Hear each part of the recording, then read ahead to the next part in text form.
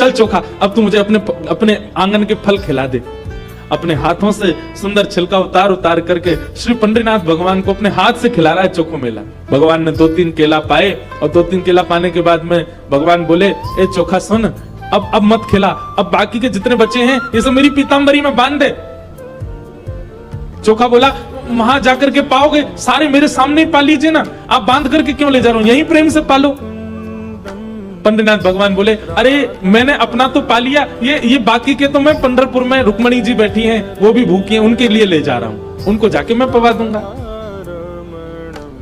आज चोखा तेरे ऊपर इतना प्रहार किया ना सबने, तेरे ऊपर इतना अत्याचार किया सबने, इसलिए मैंने और रुक्मणी जी ने आज भोजन ही नहीं किया, हम दोनों भूखे हैं। अब मैंने तो पा लिया, अभी रुक्मणी जी के लिए ले जाऊंगा।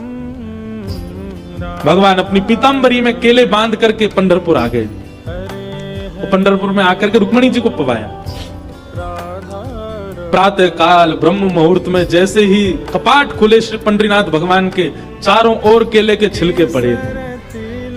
और केले के छिलके देख करके सब पंडा पुजारी बोले हम तो कपाट बंद करके गए, ये केला के छिलका यहाँ कैसे पड़े हैं, ये कौन लेके आया? तभी एक उनमें से बोले कल वो आया था ना, एक चर्मकार का बालक, वही अपने संग बांध के लेके आया था इतने सारे केले, उसको सुबह तो हमने मार पीट के भगा दिया, निश्चित ही वो कहीं से रात में आ गया है और रात में आकर के सब यहाँ खा करके गया है ठाकुर जी के आगे। उसका उद्देश्य तो गर्भगृह को बेकार करना ही था, इसलिए ये सब हुआ है, ये उसी ने किया है। और सब पंडा पुजारी नाराज हो गए, अपने हाथ में डंडा ले करके कमर कस के सब पहुंच गए चोखो मेला के घर। और वहां पहुंच करके घर से निकाल करके फिर पीटा उनको, फिर मारा। चोखो मेला घर में सो रहे थे और घर में जाकर के वहां से घसीट करके उनको मारा सब। बोले, अरे दुष्ट पापी, तुझको मंदिर में नहीं जाने दिया तो रात्रि तू गर्भगृह में घुस गया। चोखो मेला पिटते रहे, नेत्रों से आंसू बहाते रहे, जय हो पंडरीनाथ, कैसी लीला करते हो, सुबह पिटवाते हो, रात में आकर के खा जाते हो मेरे हाथ से। लेकिन अब की बार श्री पंडरीनाथ नाराज हो गए।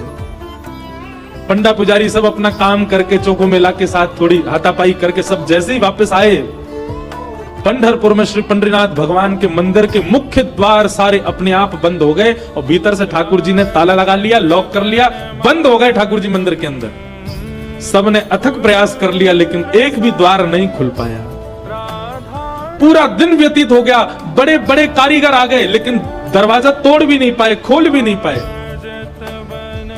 तब अंत में सबको लगा हमने कोई अपराध किया है। चारों ओर पंडा पुजारी और बड़े बड़े वेदज्ञ, बड़े बड़े मनीषी सब बैठ गए, हाथ जोड़ करके पंडरीनाथ भगवान की स्तुति गाने लगे। बोले, नाथ हमसे कोई अपराध हुआ तो आप हमें बताएं, दंड दे दें, लेकिन इस प्रकार नाराज होकर मत बैठो।